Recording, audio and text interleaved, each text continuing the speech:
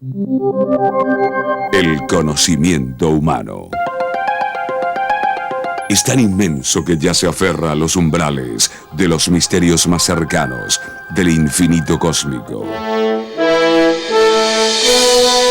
Es tan enigmático como la geometría astral que susurra el génesis de la inteligencia perceptible.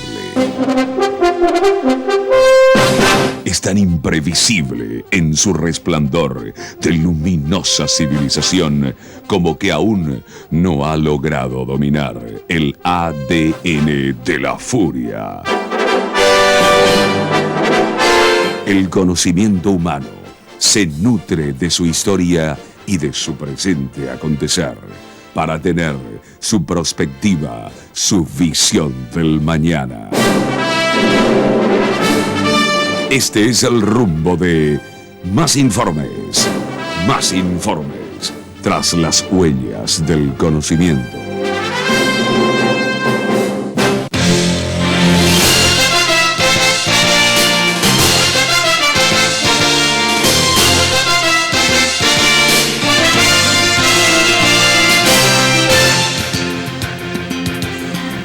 Muy buenas noches, amigos. Más informes en las pantallas del 13 a partir de ahora, con el caudal rigurosamente informativo y objetivo para ustedes esta noche.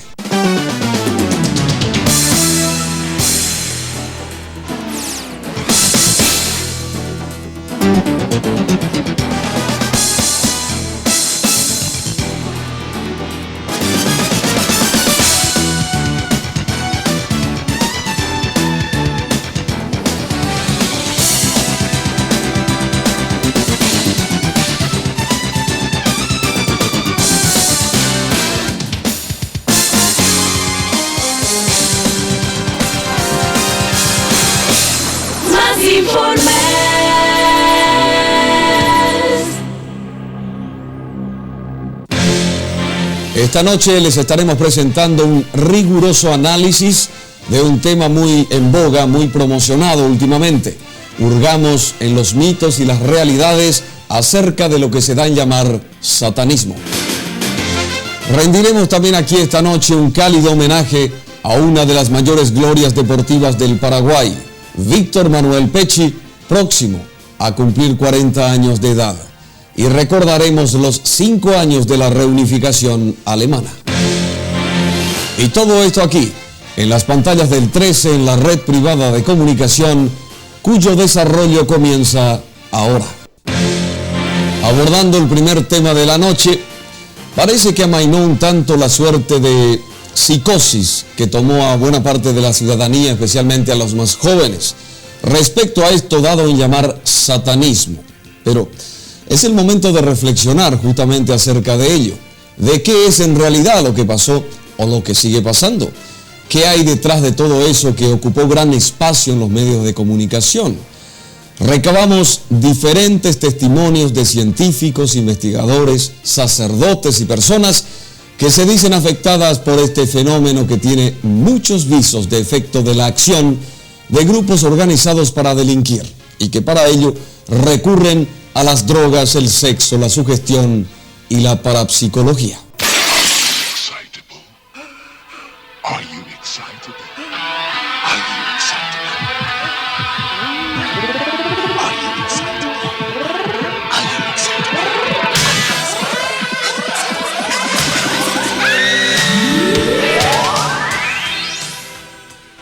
Este tipo de manifestaciones de supuestas posesiones demoníacas es un tema que no es nuevo en la psiquiatría.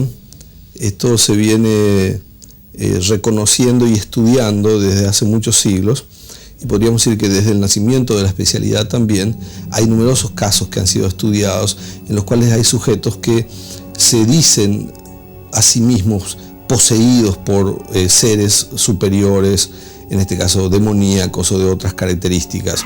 Esto es una pantalla para inducir a los jóvenes a la prostitución, a las drogas, a todo, para que ellos tengan elementos, como el crimen organizado necesita de elementos permanentes, fieles, Y entonces ellos son preparados, son mentalizados, se hacen un lavado cerebral y estos jóvenes son totalmente despersonalizados, se desentienden de sus deberes morales, se desentienden de sus hogares, se desentienden de sus estudios, de sus trabajos, de la constitución familiar, y ellos viven para el grupo. El satanismo no es más que un disfraz con el cual se nos presenta la droga, el sexo, es decir, los jóvenes buscan en el fondo semejantes cosas, ¿verdad? Pero el problema hay que diferenciar bien. El satanismo como secta existe, pero es Satanás el objetivo del problema, ¿verdad? Ese es el personaje que no existe. Según el estudioso de estos temas, Jorge Alfonso, lo que podría denominarse el satanismo moderno se inició con Aleister Crowley, nacido en 1875, quien perteneció a una secta llamada Golden Dawn. En 1966 aparece el segundo personaje en importancia en este tema, Anton Szandor LaVey, quien funda la llamada Iglesia de Satán. LaVey sigue siendo hasta hoy el papa de los satanistas. En las últimas semanas, casos de supuesta posesión demoníaca cobraron difusión en la prensa. Estos casos involucraron a gente joven, que es la más propensa a caer en las garras de los grupos llamados satánicos. Estos, a su vez, inducen a esos jóvenes a prácticas que afectan su mente. La mayoría de los jóvenes, o casi todos los jóvenes, son captados por los llamados grupos satánicos a través de esto, del juego de la Ouija, que parece ser una mistificación del oráculo, una suerte de elemento de iniciación en todo este tema en el que la sugestión y el poder mental tienen mucho que ver. Pero, ¿tiene en sí tanto poder esta simple tabla? En el tema de la Ouija nunca se ha encontrado ninguna prueba de que alguien se comunique con los espíritus.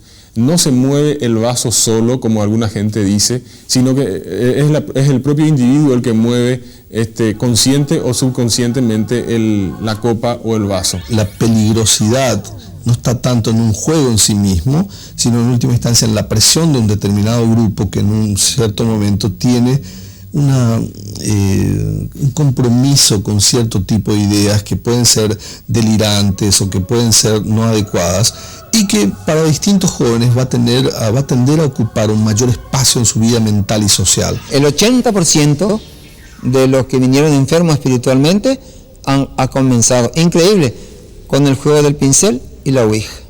Y eso le ha ido llevando, porque comenzar con la Ouija es una droga espiritual. Y le lleva al pacto. Y después ya le lleva a la misa negra y ya le lleva al final. Si no puede salir de ahí, llega al suicidio.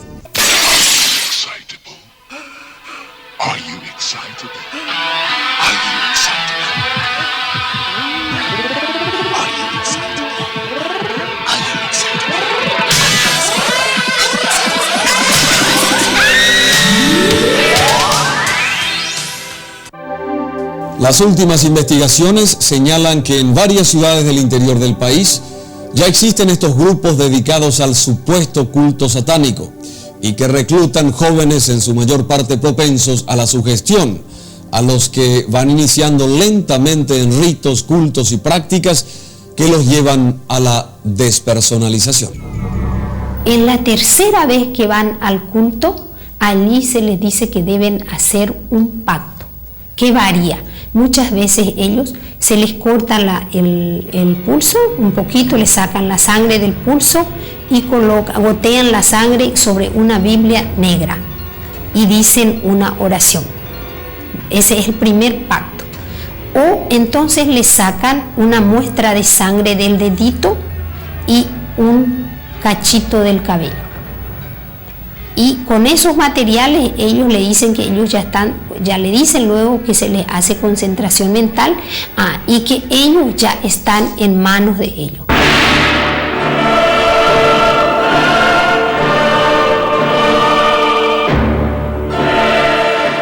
Muchos jóvenes en estado de alteración han llegado hasta el local del movimiento carismático de la Iglesia Católica, los que fueron sometidos ahí a un denominado rito de sanación, para expulsar al supuesto espíritu maligno encarnado en esos jóvenes.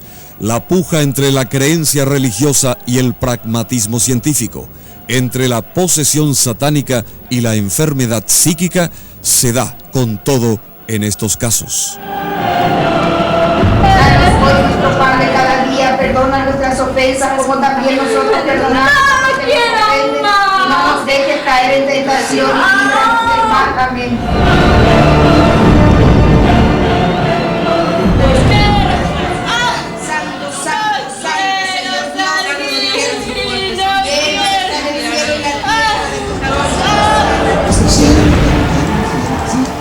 Luciana, ¿tú eres Luciana o quién eres? Luciana, tú eres Luciana, ya te das cuenta, ya no te duele más, ya se pasó.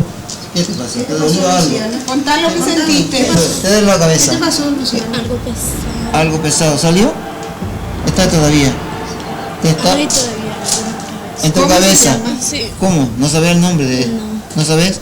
Pero te duele la cabeza. Sí, ¿El de muy pesado. el de pecho ya salió? Sí. Bueno, Señor, te va a pedirle al Señor, vamos a seguir pidiéndole al Señor que pesado que ese que está aquí también. El padre Leonardo Terzaghi es un carismático especializado en expulsar a Satanás del cuerpo de los jóvenes.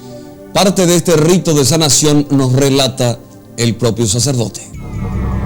Me los traen, por lo general, procuro estar calmo yo y infundir calma a los presentes, o sea, a los parientes, ¿verdad? Y me ayudo con los medios que indica Cristo, la oración, que dice cierta clase de demonios se pueden vencer solamente con la oración. Hago oración de liberación y luego uso los elementos que están a nuestro alcance, el Santo Rosario, por lo general nunca lo abandono, el Santo Rosario, la estola como signo sagrado y el agua bendita.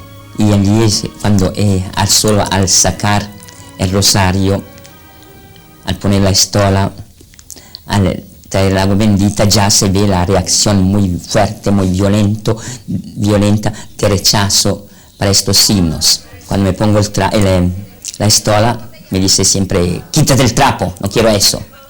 Y yo le digo, no, eso no es un trapo, es un ornamento sagrado, sino de mi dignidad de ministro del Señor, y no la voy a sacar. Te mando que lo saques, me dice. No, yo no estoy acá para obedecerte a ti, sino eres tú que vas a cumplir lo que te digo yo en nombre de Cristo y de María. Es cuando se reacciona, nombrar el nombre de la Virgen. Déjala esa, no quiero que la nombres. De María, te dije no. Reacciona muy violentamente. Y entonces uso el agua bendita. Por lo general la persona poseída, como habrán visto en la película del exorcista, actúa a ojos cerrados. No es la persona sino el demonio que hace ver, ¿verdad? Pongo la mesa pongo el vaso sobre la mesa y a ojos cerrados, ¡paf!, echa al suelo el vaso, se desparrama el agua y el vaso no se rompe. Y es vaso de vidrio común, vaso cristal, nada de aluminio o de plástico. Cargo otra vez el agua, lo pongo a otro lado y otra vez, ¡paf!, echa al suelo. Y cuando salpico con agua bendita, grita, no, me quema. Pienso que nunca el agua quema, al contrario, sirve para apagar lo que quema, ¿verdad? El fuego. Para él, el agua bendita es elemento que lo molesta, lo tortura. Dijo, vas a tomarla. No quiero. Por lo general con voz muy masculina, también si son chiquillas de 14, 16 años, siempre una voz masculina asquerosa, fea, desagradable y rabiosa, y se pone en actitud de rechazo, ¿verdad? Hasta que abre la boca y meto dentro el agua bendita, digo, bien, ahora uno de los dos sobra en esta persona creada en imagen y semejanza de Dios. Y el agua bendita aquí no sobra, de manera que Satanás, te ordeno que salgas de acá. No quiero, no quiero, no quiero. No estás acá para hacer lo que quieres tú, sino que te mando yo, en nombre de Cristo y de María. Déjala esa, no quiero que la nombres. De María. No faltan las imágenes de la Virgen María. En nombre de ella te ordeno que salgas. No quiero. Y dice, una víbora. ¿Y cómo uno se da cuenta si es enfermedad psíquica o es un paranoico? Y el enfermo psíquico, el paranoico, recibe el rosario, recibe la cruz, le da agua bendita, recibe todo, no reacciona.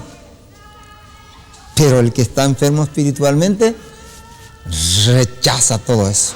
Pero cuando empezamos a observar los fenómenos que ahí se producen, tanto en las sectas satánicas como en los poseídos, y si observamos este asunto desde la parapsicología, encontramos que no se puede sostener una creencia como la de que un espíritu pueda ingresar en el cuerpo de una persona y dominarla o poseerla, en el sentido que vemos como esta prosopopeya demoniológica que estamos viendo en estos días, donde los chicos se contorsionan, sacan espuma por la boca, y todo esto tiene un cuadro perfectamente reconocible por la psiquiatría como un psiquismo atribulado o como fenómenos de histeria, ¿verdad? En psiquiatría, todo lo que tenga que ver con el diablo, todo lo que tenga que ver con satanismo, está tomado estrictamente como un producto o un síntoma de algún tipo de alteración mental. Hay un procedimiento en psiquiatría y en medicina en general que se llama diagnóstico diferencial. El psiquiatra no hace un diagnóstico diferencial entre casos de posesión real y casos en donde la posesión es un síntoma. Es decir, toda posesión diabólica o satánica en psiquiatría es un síntoma de trastorno mental, es un principio. El sujeto cree ver visiones, cree estar poseído por demonios, por personas muertas, por seres extremadamente poderosos, y esto nosotros lo estamos viendo frecuentemente. Y además, por supuesto, cree estar teniendo poderes extraordinarios y viendo cosas que las demás personas no ven. Y este tipo de alucinaciones y este tipo de trastornos, como decíamos, en estos casos debe ser objeto de un tratamiento de tipo médico-psiquiátrico, incluyendo medicamentos que tienen una gran capacidad para modificar estas percepciones anormales, esta alteración de la relación con la realidad. La gente dice que todo es psíquico, parapsicológico. Supongamos que sea psíquico, parapsicológico. Pero ¿por qué mi psiqui, mi parapsicología me tiene que llevar al mal? Me tiene que llevar a la muerte, porque todo esto lleva al mal.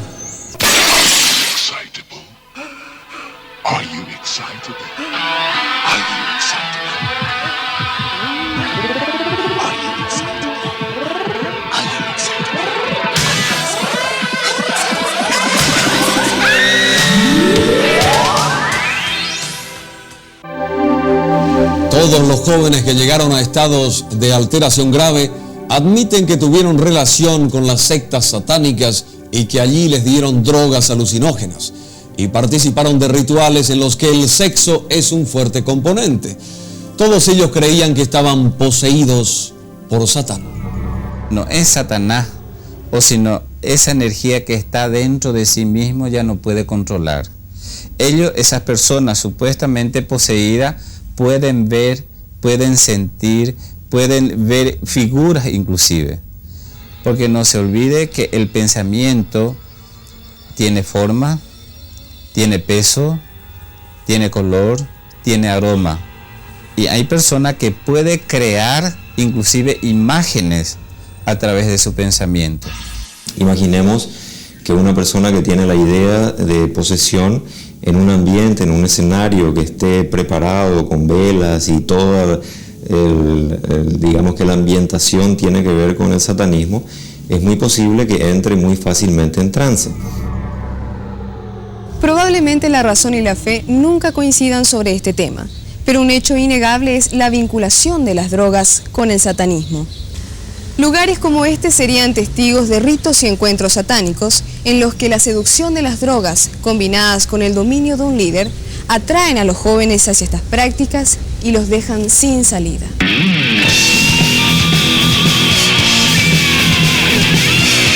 En las sectas satánicas todo es secreto.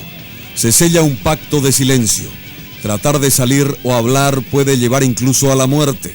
Por ello, los jóvenes que ingresan a las mismas son inducidos psicológicamente al suicidio o a la entrega de un familiar para un sacrificio humano. Es una imposición por el terror. Me pedí así para que me llevaba a mi sobrinito, eso para que le llevaba a sacrificar, y yo no quería. Y después me decía, si vos no querés llevarle porque uno te suicidó, entonces. Y esa fue en el colegio cuando te dije. Y ahí comenzaba a llorar mucho porque me pedía eso. Desde septiembre del año pasado hasta enero se suicidaron 17 mujeres. Y continúan, los suicidios continúan, ¿verdad? Sí, continúan, una media de 3 por mes, 4 por mes. Los suicidios continúan. Sí, todas las personas que son rescatadas del grupo, ellas tienen el calendario de las chicas adeptas que deben ser sacrificadas y que se deben suicidar si no consiguen matarle a sus padres. El lema es allí: destruir, matar. Me golpeaba, después me hacía tener convulsiones, y mi familia pensaba que eran por cuestiones de alcohol, causa del alcohol o de la droga. Me internaban en hospitales. 3 veces me intentó matar, 3 veces me interné. Venía en mis sueños, me apretaba el cuello, trataba de cortarme la respiración. Me daba golpes. Me intentaba empujar frente al colectivo. Me incitaba a todo momento, me incitaba para quitarme la vida, me desesperaba.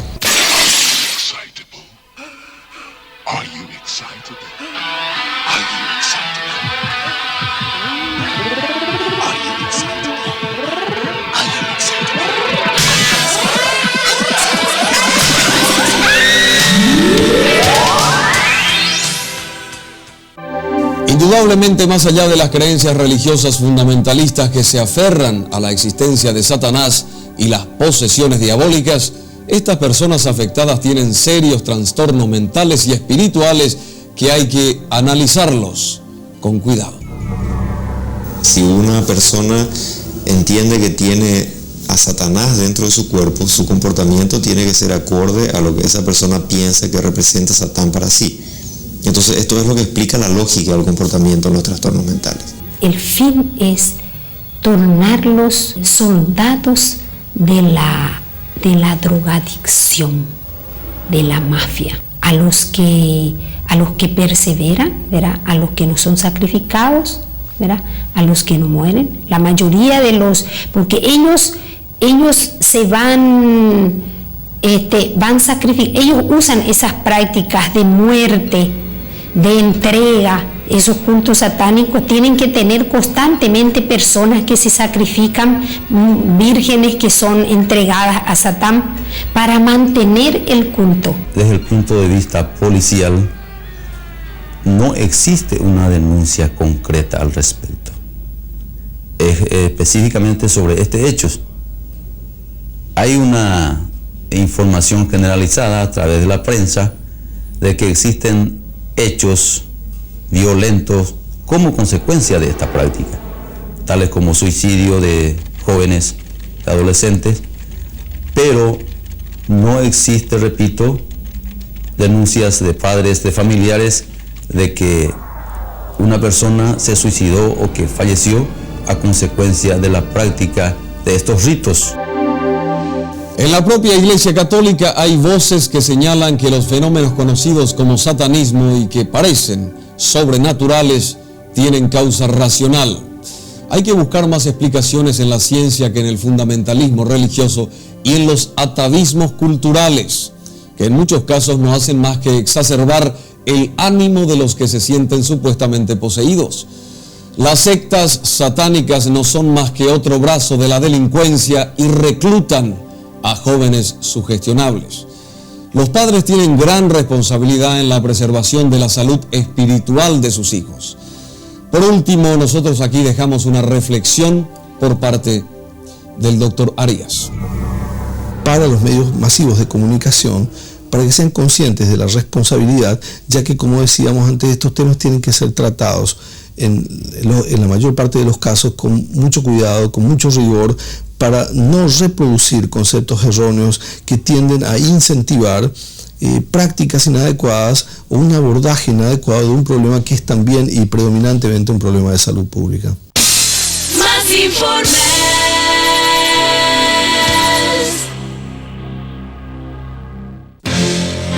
Y con esta reflexión del doctor Arias cerramos esta primera parte del programa de esta noche. No sin antes agradecer a Paz Vera, ella estuvo en la investigación periodística, bellísimas imágenes de Danilo Triana y la recreación visual a cargo de Marcelo Martínez. Muy bien, en instantes rendiremos un homenaje a uno grande del deporte. Víctor Pecci, próximo a cumplir 40 años, estará con nosotros en nuestro set de televisión. Luego de la pausa ya regresamos junto a ustedes una vez más, aquí en el 13, en la red privada de comunicación con más informes.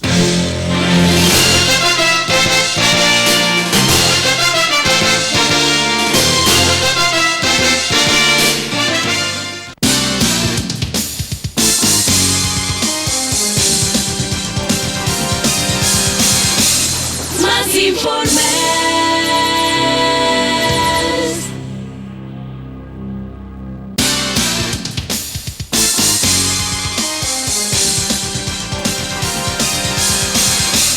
Más informes.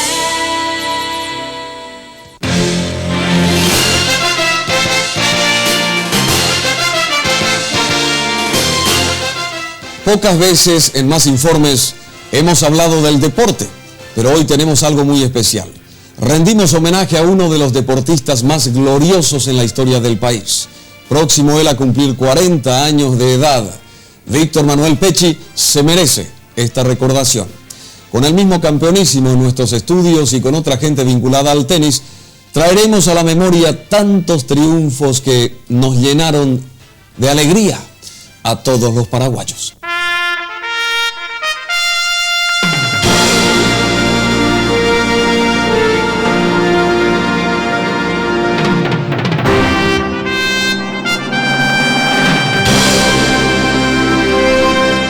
Surgió por generación espontánea. Muchos lo consideran un milagro. En este país sin tradición tenística nació uno de los más grandes jugadores de tenis, quizá de todo el mundo, Víctor Manuel Pecci. Lo de Víctor Pecci es un milagro, verdaderamente. No obedece a una infraestructura, a un trabajo de captación de figuras o de proyección hacia metas bien concretas, debido a una planificación. Aquí en nuestro país, como se sabe, todavía lamentablemente no hay ley del deporte. Casi era desconocido el tenis cuando afloró Víctor Pecci. Fue un milagro. El Orange Bowl de Miami, cuando aún era un adolescente. Roland Garros, Wimbledon, la Copa Davis, los grandes escenarios en Italia y en España, son grandes recuerdos también del deporte nacional, del tenis, y todo debido a Víctor Manuel Pecci.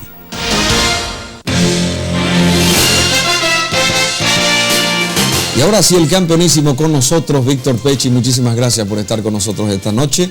Y ya te auguramos éxitos y te felicitamos por esos 40 que vas a cumplir. Creo que estamos a escasos días, 3 o 4 días de tu cumpleaños, ¿verdad? El 15 de octubre, sí, cumplo 40 años. Y el encuentro con John McEnroe es este viernes 13 creo que es, ¿eh? El viernes 13 de octubre. ¿Y cómo se siente Víctor Pecci? ¿Cómo te sentís a los 40 años? Y me siento un poco más lento que antes. No, lento de ir en la cancha, ¿verdad? Porque lógicamente cuando uno era profesional con 23 o 24 años era otro físico, ¿verdad? Lógicamente ahora pasan los años y eso uno se da un poco cuenta, sobre todo dentro de la cancha. Afuera no tanto porque más o menos la vida sigue más o menos igual y no hay grandes cambios, ¿verdad? Pero uno realmente se da cuenta en una cancha de tenis que los años pasan. ¿Qué edad tenías cuando comenzaste a ser tenista profesional? Muy rápido, Yo viajé a Europa por primera vez, bueno, primero fui a Estados Unidos a jugar al Orange Bowl, ¿verdad? Y a Europa por primera vez fui con 17 años a jugar Roland Garros Juniors. Jugué ese Roland Garros Junior, gané y bueno, a continuación empecé ya a ser profesional.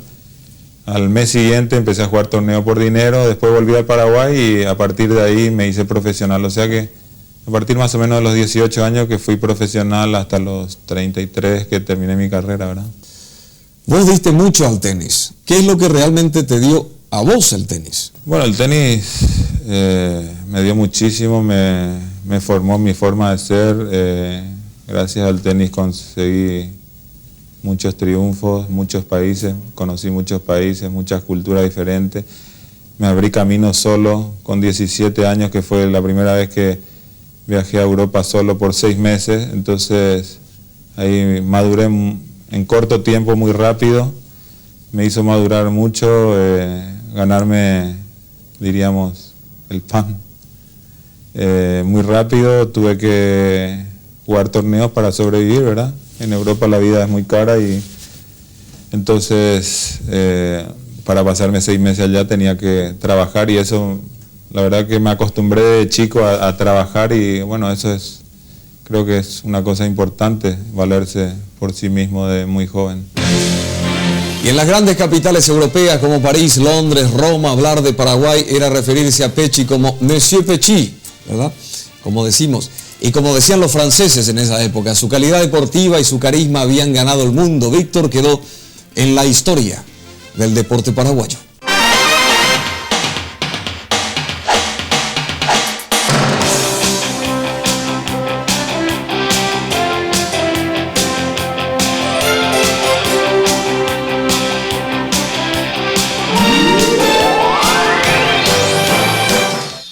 Nosotros llegábamos a París para ir de paso al Mundial de España. Presento mi pasaporte en ventanilla y me dicen, miran el pasaporte, el hombre en el aeropuerto y me dice, Pecci, Pecci. Porque conocía de Paraguay solo Víctor Manuel Pecci. Víctor Pecci ha sido lo más grande del deporte paraguayo en los últimos 30 años, indudablemente. Un embajador de nuestro país en todo el mundo. Víctor Manuel Pecci, un hombre con grandes posibilidades deportivas, una excelente persona y un hombre que ha dado mucho por el deporte del país. Ha sido lo más grande, indudablemente. Creo que Víctor, en lo que se refiere al deporte nacional y sobre todo a los deportes individuales, fue lo máximo que tuvo la historia del deporte, en este caso del tenis, en nuestro país, ¿verdad? Lo que él alcanzó, las cosas que él hizo, la trascendencia que tuvo su juego mundialmente fue algo hasta hoy inigualado, algo que nos hace a nosotros todos vivir en lo que se refiere al tenis del recuerdo, ¿verdad?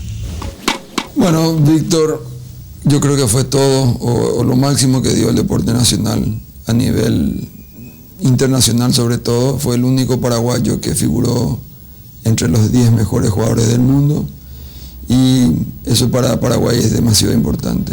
Él, creo que podríamos llamarlo como el deportista paraguayo, el mejor deportista paraguayo de toda la historia.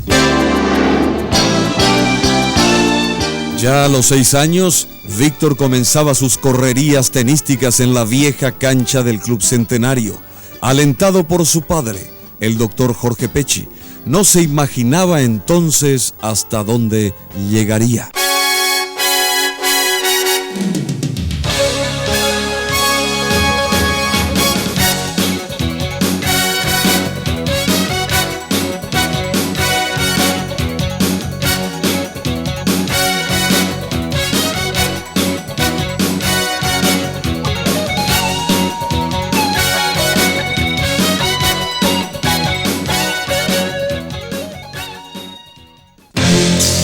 Víctor, ¿cómo decidiste ingresar a este mundo tan competitivo del tenis, sabiendo que Paraguay no tenía ni siquiera un background deportivo y mucho menos tenístico, ¿verdad? Sí, lógicamente fue dura, pero uno a los 17, 18 años, que fue donde empecé realmente a jugar por profesional, uno es muy inconsciente a esa edad. Es toda una aventura, ¿verdad? No piensa en responsabilidades, en futuro. Uno a esa edad desarrolla sus habilidades así naturalmente y no piensa tanto como, por ejemplo, pensaría hoy en día o con 30 años, 35 años. uno ya antes de hacer algo se pregunta 1000 veces ahí uno es mucho más, diríamos, más espontáneo y no piensa tanto en el futuro, sino lo hace y así uno va progresando de a poquito y fue lo que me pasó. De a poquito yo me fui dando cuenta que el tenis era mi profesión, pero por ejemplo si a los 15 años me preguntabas, nunca imaginé, ¿verdad? Pero se fueron dando circunstancias que me llevaron a eso. ¿Cómo se comportó tu familia, Víctor, cuando decidiste muy joven, muy tempranamente abandonar el seno familiar? ¿Verdad? ¿Cómo fue ese momento, sabiendo que es...? Sí, sobre todo en esa época, ¿verdad? Que en Paraguay existían 4 clubes de tenis, había 20 canchas, no existía el profesionalismo y pensar en vivir del tenis era una misión imposible, ¿verdad? Entonces en ese sentido mi familia tuvo un gran apoyo porque a mi padre, por ejemplo, le gustaba muchísimo el tenis y siempre me incentivaba en todo sentido. Y fue lo que me hizo, que me abrió más o menos las puertas en sentirme libre de expresar en ese momento lo que yo tenía ganas de hacer, que era jugar al tenis. Estábamos hablando de un Paraguay que no tenía tradición deportiva y tenística, mucho menos, ¿verdad? ¿Cómo empezó el éxito para Víctor Pecci y los triunfos, ese gran campo internacional que se estaba abriendo ante una joven figura, una joven promesa a nivel mundial? ¿Cómo fue todo eso? Salir de Paraguay, el jugador de tenis era muy difícil, ¿verdad? No existía una escuela, diríamos, integral del tenis, o sea que cada uno jugaba a su forma, como más o menos creía que se jugaba. Entonces tuve muchas dificultades al principio porque técnicamente mis golpes tenían ciertos defectos que inclusive cuando me volví profesional los mantuve. Ya fue muy difícil cambiar porque cuando uno se acostumbra a ciertos defectos, después es muy difícil cambiarlo, ¿verdad? Pero me hice jugando todos los torneos afuera. De chico viajé a Argentina, estuve en Brasil, Estados Unidos.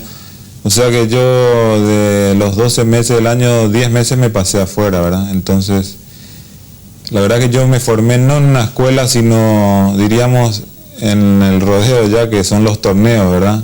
Ahí fue donde fui mirando los mejores jugadores en ese momento, tratando de imitar lo que se podía. Y bueno, fue así que, pero no fue debido a un proceso, a una escuela de tenis definida, sino más bien fue de improvisación en improvisación, ¿verdad? Tu padre representó una sólida plataforma no solamente en la vida tuya como ser humano, sino en tu carrera deportiva. ¿Qué recuerdas? ¿Cuáles son aquellos recuerdos de Víctor Pecci con relación a su padre? Yo fui el más chico de la familia, ¿verdad? Entonces, de cierta manera, era el mimado en un momento determinado. Y mis hermanos eran un poquito más grandes que yo, entonces ya tenían su vida un poco aparte. Entonces yo era el último y le acompañaba a todos lados a mi padre, a donde se iba, al Club Centenario siempre. Y él siempre fue el que me incentivó en ese sentido. Por ejemplo, me acuerdo que en el Centenario había un trampolín que medía, no sé si te acordás, que no sé, 15, 20 metros. Me acuerdo que para mi edad era altísimo. Y papá me decía, te doy 50 guaraní en ese entonces, si te vas y te tirás de cabeza. Y yo, pum, iba y me tiraba de cabeza. Y así me fue incentivando en esa parte, ¿verdad? Después me incentivaba en el tenis también, así de la misma forma. Y fue así como, gracias al incentivo, fui agarrando esas ganas de ir mejorando día a día en lo que estaba haciendo, que era el tenis en ese momento. Por eso creo que en ese sentido fue determinante el apoyo y el incentivo que tenía de mis padres, ¿verdad? Y así los triunfos comenzaban a llegar. Miami, el gran escenario, y el marco, el Orange Bowl, y los recuerdos siguen vigentes. Él me acompañaba cuando yo practicaba tenis en el Club Centenario y se sentaba en el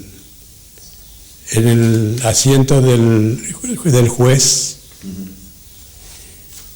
y de ahí nos observaba. Tal es así que en una oportunidad, él teniendo apenas 6 o 7 años, me hizo una reconvención diciéndome de que esta no era la manera de pegar. Y me demostró en forma física cómo se debe pegar el revés. En realidad él no recibió ninguna enseñanza técnica, él lo aprendió viendo. Víctor Manuel Pecci, y modestia aparte, pudo realizar su carrera tenística con el esfuerzo de mi pecunio particular.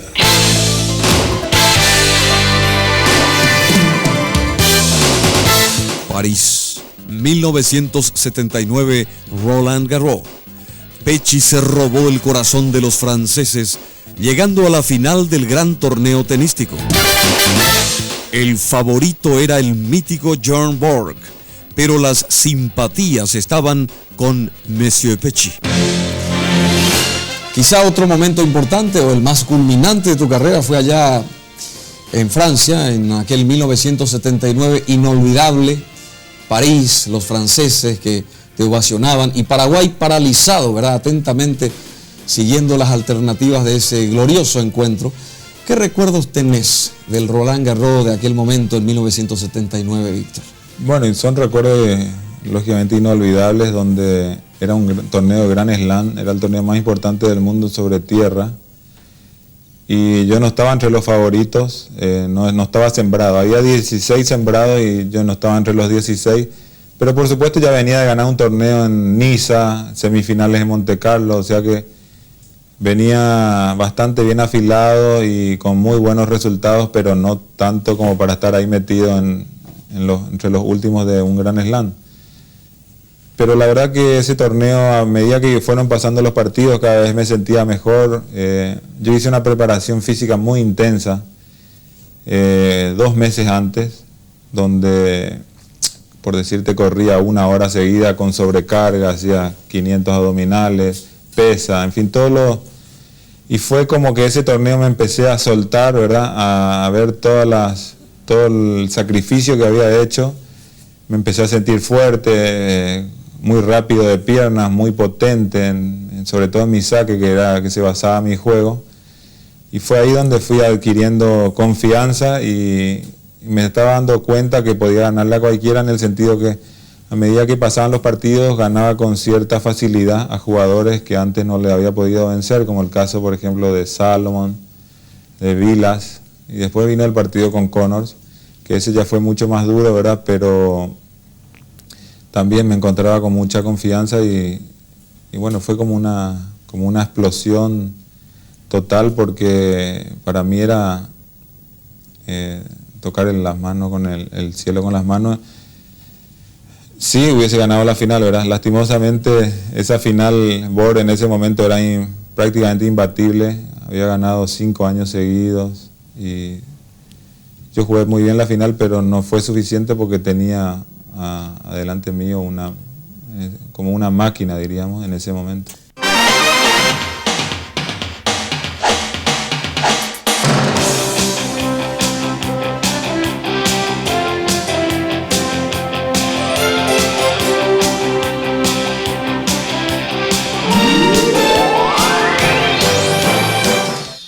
Lo máximo fuera de lo que fue después su campaña en Copa Davis, ¿verdad? Es Roland Garros, sin ningún tipo de duda, de su campaña en 1979, al haber llegado a la final de Roland Garros, y también en el año 81, donde llegó a las semifinales de Roland Garros. En ambos casos, lastimosamente, fue derrotado por uno de los mejores jugadores de todos los tiempos, que es Björn Borg. Bueno, lo que nosotros recordamos, y sí, con verdaderamente emoción, fue aquella final de 1979, donde el Víctor tenía la final de Roland Garros y el Yachty Golf Club, un club desconocido porque no se había inaugurado aún, auspició en forma directa la transmisión de ese partido. Bueno, aquí seguimos celebrando los casi 40 años, porque estamos anticipando los 40 años de Víctor Pecci, hoy aquí en Más Informes. Te trajeron otra copa de agua, ¿verdad? Debería de ser de champán, pero en fin. Y hablando de copas, la Copa Davis. ¿Qué recuerdos tenés de esa afamada Copa Davis? Bueno, para mí la Copa Davis fue algo importantísimo, en el sentido de que era la primera vez que yo representaba a Paraguay, ¿verdad? En forma que lleve el nombre de Paraguay, porque siempre antes lo hice en forma individual. O sea, estaba el nombre de Paraguay atrás, pero no tan directo como en esta ocasión, donde era por naciones. Y una copa tan importante y tan prestigiosa como era la Copa Davis, ¿verdad? Por eso fue que nosotros le dimos mucha importancia y nos entrenábamos muchísimo siempre antes de cada competencia y hacíamos todo lo que estaba a nuestro alcance. Te digo nosotros porque éramos todo un equipo, ¿verdad? Y los tomábamos con mucha responsabilidad y bueno, por eso fueron que tuvimos bastantes éxitos y ganamos a países muy importantes. Y esos buenos momentos de la Copa Davis con tus colegas, tus compañeros, en fin, ese gran equipo paraguayo que tuvo que enfrentar a figuras como Iván Lendl de Checoslovaquia, Yannick Noah de Francia y a las estrellas norteamericanas. ¿Qué recuerdos tenés de esos momentos vividos con tus compañeros que defendían a Paraguay en la Copa Davis? Y fueron momentos inolvidables, los partidos contra Francia, Checoslovaquia, Estados Unidos, porque era una mezcla de todo, ¿verdad? De público, el público era impresionante cómo nos alentaba, cómo llenaba esas graderías. Desde la primera pelota, había partidos que duraban 6 horas y de la primera pelota hasta la última, que habían pasado 6 horas del primer partido, la gente seguía alentando con la misma intensidad.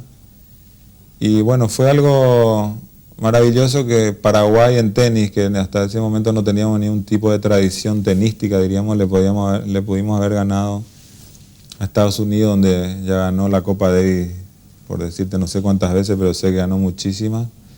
Y países poderosos como en tenis, hablando como Francia y Checoslovaquia, para nosotros fue, la verdad que fue algo muy especial y que yo por lo menos me voy a acordar toda mi vida de esos momentos.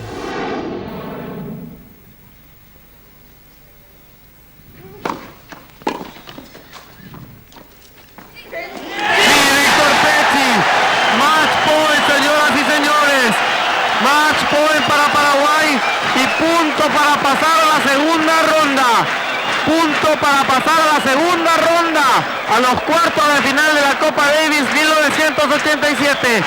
Primer punto de match para Paraguay. Vamos, Víctor Pecci, 40-30, 2-0 arriba, 8-7, tercer set.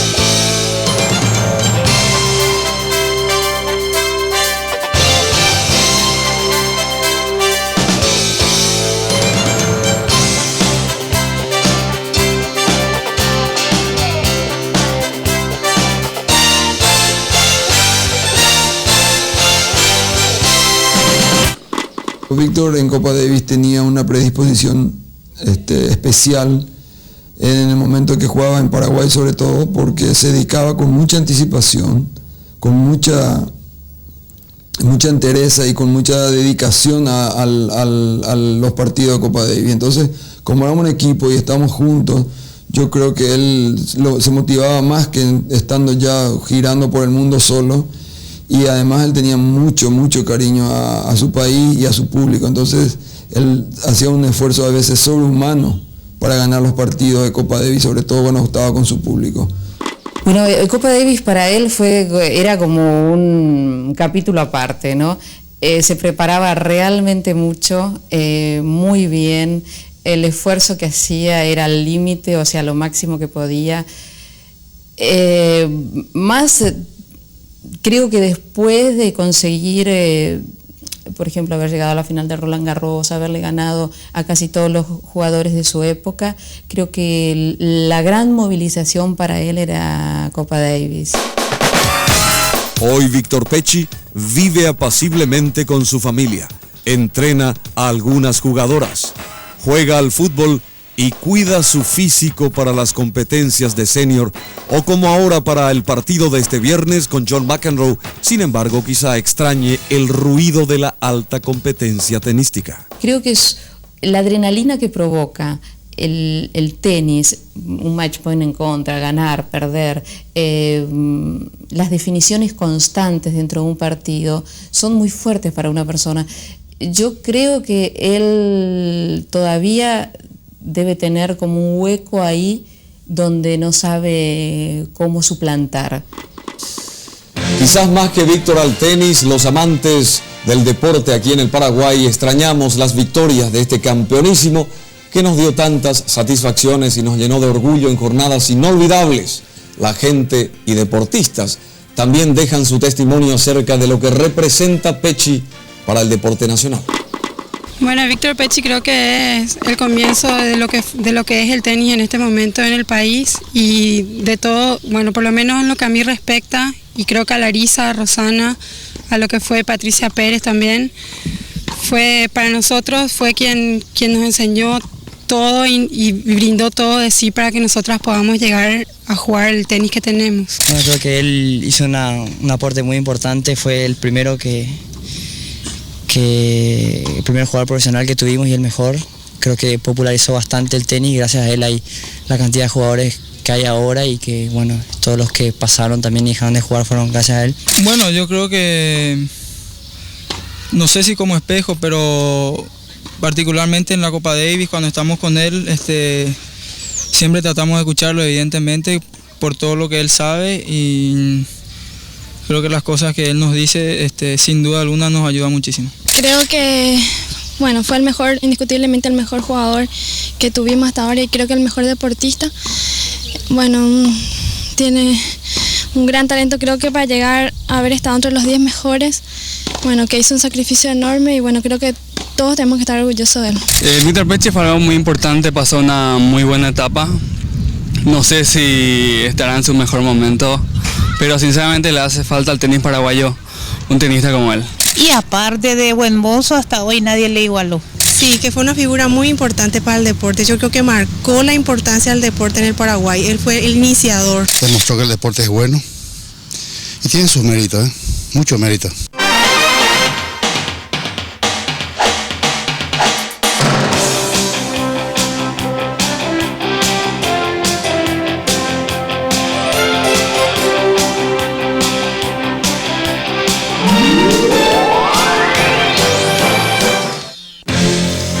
Víctor, y hoy, esta noche, en esta ocasión y próximo ya a cumplir tus 40 años, ¿cuál sería ese mensaje para los jóvenes? Esos jóvenes que te están mirando ahora aquí en Más Informes a través de las cámaras del 13, ¿cuál sería entonces, y te consideran ídolo, ¿verdad? ¿Cuál sería tu mensaje para ellos esta noche? Bueno, mi mensaje con referencia al tenis, o vamos a decir en el deporte en general, ¿verdad? En este caso el tenis. Yo creo que lo importante es, en un deportista es, el jugador tiene que sentirse con muchas ganas para llegar a triunfar, porque no es cuestión nomás de ir y entrenar, sino uno tiene que tener esa sensación de querer mejorar, esas ganas, eso es importante. Otra cosa importante es la perseverancia en los entrenamientos, que el camino es duro en un torneo de tenis, o hacer una carrera de tenis es muy difícil, entonces se tiene que sobreponer a todas las derrotas y tomar las derrotas como una experiencia y sacar beneficios de ellas. El camino es largo, por eso el camino de un deportista o de un tenista profesional es muy largo, donde tiene sus partes buenas y sus partes malas. Las malas hay que saberlas tomar como algo natural, como una experiencia, y lógicamente a partir de eso yo creo que se empiezan a ver los resultados, ¿verdad?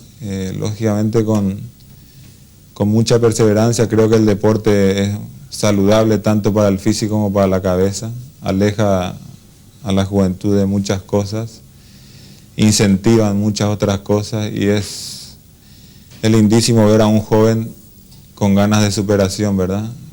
No solamente en el tenis, sino en cualquiera sea su especialidad o su deporte o lo que al joven le gusta realizar. Bien, Víctor, muchísimas gracias por haber estado con nosotros esta noche. Mucha suerte el viernes y muchas felicidades el domingo también. Muchas gracias. Muchísimas gracias. Gracias. Y así hemos estado con este grande entre los grandes, con este inigualable campeón que llena de alegrías al deporte paraguayo, Víctor Manuel Pecci. Y en instantes, aquí en el 13, luego de la pausa, estaremos recordando el 5º aniversario de un hito en la historia mundial, la reunificación alemana.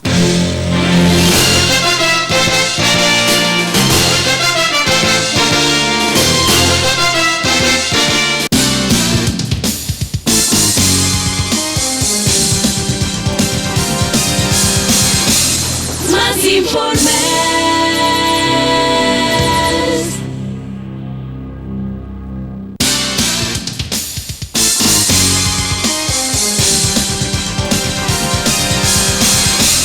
Más informes.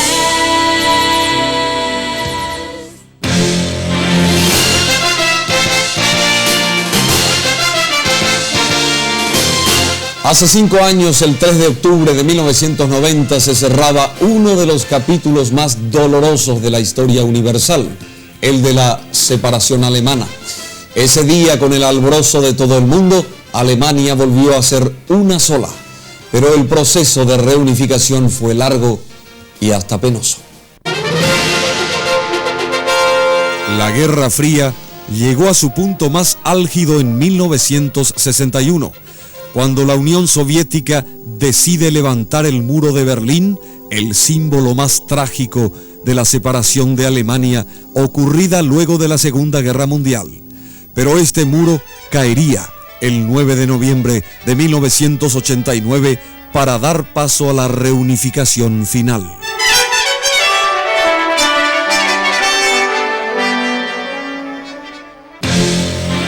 El colapso de la Unión Soviética dio pie a la expresión de deseos de los alemanes del Este de volver a mirar a Occidente, de reunirse con sus hermanos de sangre, con sus compatriotas de la República Federal de Alemania y terminar con la absurda separación. Llega 1990 y ese año tiene una cronología muy importante. En 1990, un 10 de febrero, Gorbachov asegura a los alemanes su derecho a vivir en un solo estado. 18 de marzo, en las primeras elecciones libres en el territorio de Alemania Oriental desde 1933, los partidos que abogan por la unidad obtienen 3/4 partes de los votos. 1 de julio, entra en vigor el Tratado sobre Unión Monetaria, Económica y Social entre las dos Alemanias. 31 de agosto, en Berlín Oriental, se firma el Tratado sobre el Restablecimiento de la Unidad. 3 de octubre, a las 0 hora, Alemania se reunifica. La unificación de esta nación, separada en 2 estados con un desarrollo dramáticamente diferente, fue muy dura. Alemania Oriental estaba en ruinas, mientras que la Occidental era una de las potencias del mundo. Había que salvar abismos muy pronunciados. En estos 5 años se han privatizado en la ex Alemania Oriental cerca de 14.500 fábricas por un volumen de 65.000 millones de marcos. Los inversores se comprometen a crear 1,5 millones de puestos de trabajos y a invertir 207.000 millones de marcos alemanes.